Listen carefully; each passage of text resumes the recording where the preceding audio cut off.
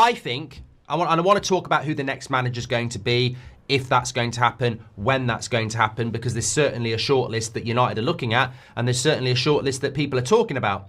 And Gareth Southgate is, unfortunately, one of those names. But, and you can vote for that, would you rather keep Amrim or would you rather go for Southgate? I mean, I definitely would rather keep Amrim, because as an Englishman who's watched him manage England for the last 6 years, he's absolutely shit. But maybe some of you don't realise that. I mean, I can detail how shit he is. He's rubbish. He's absolutely rubbish. And his style of football is rubbish. He's a politician. He's got no tactical acumen at all. His coaches around him are crap. And this is at international level, which is easier than the Premier League. So, if you look, I accept some people want to change. If we're making a change, it can't be that. He's absolutely dreadful. But he'll be begging for that job. Man United will have had talks with Southgate already. He'll be begging for that job. He'll be saying, I don't need any money. I can work with what you've got. I will be very cheap. My team will be very cheap. You won't need to spend any players on me. I mean, do you want a guy like that? Do you want a manager that's so desperate to take the job? He'll be begging for it, saying, you don't need to pay me any money. You don't need to give me any money. That's not the guy. The guy who changes Man United is not the guy who begs for the job saying, I don't need any money. The guy who changes Man United is someone like Conte, who comes in and says, I need to clear out. I need $500 million. You know, we all know what Man United need. And it's not a guy that comes in and says, please, I'll perform miracles with nothing. Cinderella, bog off. We need, if we're making a change, it ain't going to be it can't be on the cheap, but it probably will be on the cheap. But, as I said, there's a lot to get into this morning. But one thing I just want to throw in right here at the start is that the biggest decision that went wrong at that football club, in my opinion, and the one that anybody that said we should do it should get sacked for, is Bruno Fernandes. Now, forget your Bruno agenda. I'm not talking about Bruno Fernandes' agenda here. It's got nothing to do with him being the captain. It's got nothing to do with him in the team. What I'm saying is, whoever sat there in June and said, we need to keep Bruno, we shouldn't take 90 million, should be gone.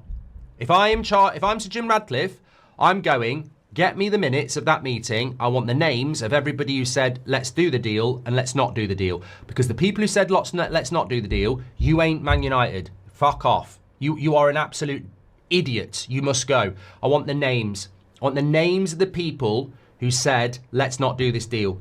And if it's Barada, Wilcox, Fivel, Amorim, they all go. They've all got to go.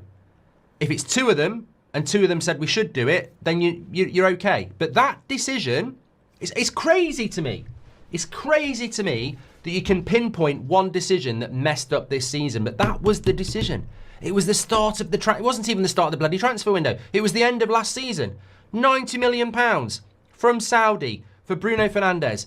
As a CEO, I sit in the room, I've got Wilcox, I've got Barada, I've got Fivel, I've got Amorim and whoever else, and we go, £90 million, Bruno's thinking about it, what do we want to do? Because I'm thinking that £90 million massively helps us to rebuild this club that's on its arse. Let's talk. And whoever said, don't do it, let's keep him and play him in the midfield, you're fired. You're fired. You're fired. You're fired. That decision fucked this season. It's not the only reason, and it's not Bruno's fault. We're not talking about Bruno and his ability and his captaincy. Forget that. I want the names of the people who sat in a Man United boardroom and said, let's refuse £90 million and play him in the midfield. Because they don't know Man United. They don't know football. So these people are making decisions. And what you realise from that is, when you figure out that our boardroom said, let's not take £90 million and play him out of position, that was a legitimate decision made. If that's Amorim, obviously he's got to go. If that's Barada, he's got to go. If that Wilcox, he's got to go. They've got to go. Because if you're making them type of decisions for Manchester United, this is why we've got Binder in goal. This is why we've not bought a midfielder. This is why Sesko was fifth choice. This is why we paid £65 million for Mbermo after 2 months of negotiations. All these decisions are probably linked to Amorim. I'm not protecting Amorim unless he wants to come out. I'm not for 1 minute saying that Amorim's not culpable, but he won't be the only one because he hasn't got a veto. So there are people in that boardroom who are responsible as well. And I think that is why this morning you're getting very little out of Man United, because it goes, what you got to realise is, as much as change clearly needs to happen, Amrim's not going to change. He's not going to change his style of play. He's not going to change playing Bruno in the midfield. That's not going to change. So we're comfortable with that. We know that. You make your decision based on that. Are Ineos going to change? That's the problem. Are Ineos going to change? Because they are balls deep in this Amrim decision. This was their decision.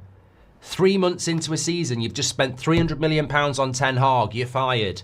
And here's Amrim, our guy. This is our guy. And then less than a year later, you're sacking him. It's hugely on them as well. So I don't know which way it goes next. I really don't know where it goes next.